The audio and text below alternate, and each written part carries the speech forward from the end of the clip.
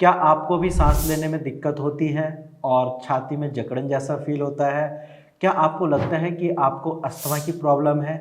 Hello, नमस्कार। मैं doctor Himanshu Parashar. अगर आपको अस्थमा की दिक्कत है तो आज इस वीडियो में मैं आपको कुछ ऐसे योगासन के बारे में बताऊंगा जिनको अगर आप अपने घर पे करते हैं और रेगुलर बेस पे करते हैं तो डेफिनेटली आपकी अस्थमा की प्रॉब्लम में काफ़ी आराम मिलेगा।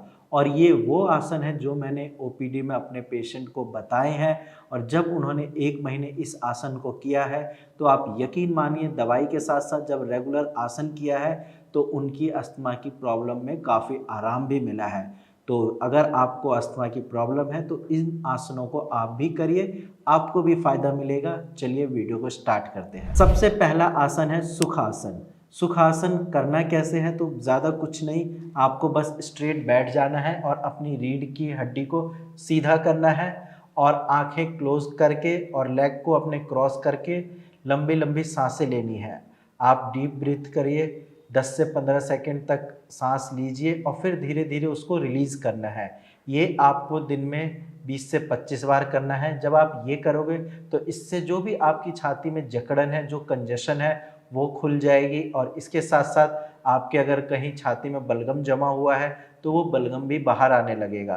तो सुखासन को आपको रेगुलर करना है, आप खुद देखोगे कि काफ़ी हद तक जो कंजेशन है उसमें आराम मिलता है। सेकंड आसन है भुजंग आसन। भुजंग आसन आपकी छाती को खोलता है, यानी कि लंग्स में जो भी प्रॉब्लम है उसको वो डायलेट करता है, जो बलगम है उसको वो बाहर निकालता है। भुजंग आसन करना कैसे है तो ज़्यादा कुछ नहीं, आपको अपने पेट के बल लेट जाना है और अपनी छाती को ऊपर करना है।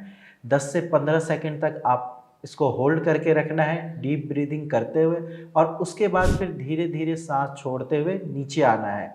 ये भुजंग आसन आपको रेगुलर 20 से 25 बार करिए, काफ़ी हद तक आपको आराम भी मिलेगा और कुछ टाइम के बाद आप देखोगे कि आपकी छाती में जो बलगम जमा हो रहा था वो बाहर आ रहा है, जो आपकी सांस लेने में दिक्कत हो रही थी, जो आपकी सांसें फूल रही थी, वो उसमें काफ़ी हद तक आपको आराम मिलने लगेगा। नेक्स्ट आसन है हाफ स्पाइनल ट्विस्ट पोज, यानी कि अर्ध मत्स्य आसन। इसमें ज़्यादा कुछ नहीं करना, आपको एक पैर फैलाना है, यानी कि दाएं पैर को फैलाइए और बाएं पैर को उसके ऊपर रखिए और डीप ब्रीदिंग करिए। थोड़ी लंबी सांस लीजिए और उसको धीरे धीरे रिलीज़ करना है। कुछ टाइम के बाद आप देखोगे जब ये आप एक्सरसाइज रेगुलर करोगे तो इससे आपका ब्लड सर्कुलेशन इम्प्रूव होगा और जो चेस्ट में आपकी दिक्कत है उसमें काफ़ी हद तक आराम लगेगा और जो भी आपकी प्रॉब्लम है जैसे कि छोटे मोटे काम करते हुए अगर सांसें फूलने लगती है तो उसमें भी आपको काफ़ी हद तक आराम मिलेगा। और नेक्स्ट और मोस्ट इम्पॉर्टेंट योगा आसन है अनुलोम विलोम।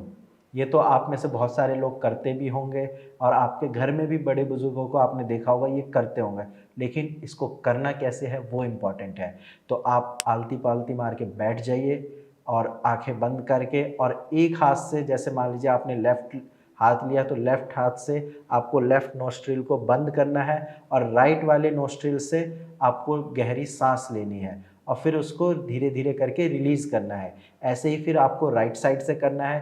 राइट हैंड से आप राइट नोस्ट्रिल को क्लोज कीजिए और लेफ्ट से लंबी गहरी सांस लीजिए और फिर धीरे धीरे उसको रिलीज़ करना है। जब आप दिन में रेगुलर इन एक्सरसाइज को करते हो और 25-26 दिन तक आप करोगे तो आपको खुद इम्प्रूवमेंट दिखेगा। जो आपके लंग्स में कंजेशन है, जो आपका बलगम जमा हुआ था वो बाहर आने लगेगा, कंजेशन ठीक होगी और धीरे धीरे आपके अस्थमा में भी आराम लगेगा।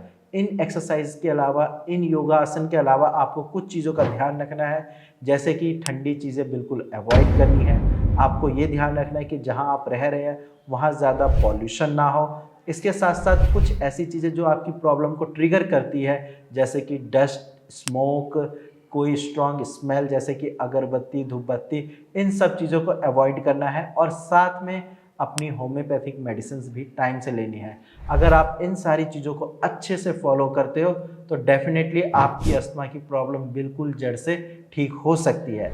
आज की वीडियो में इतना ही। बाकी अगर आपको अस्थमा की दिक्कत है या आपके मन में कोई भी सवाल है तो आप नीचे दिए गए नंबर पर कॉल करके फ्री कंसल्टेशन कर सकते हैं। आज की वीडियो में इतना ही। धन्यवाद।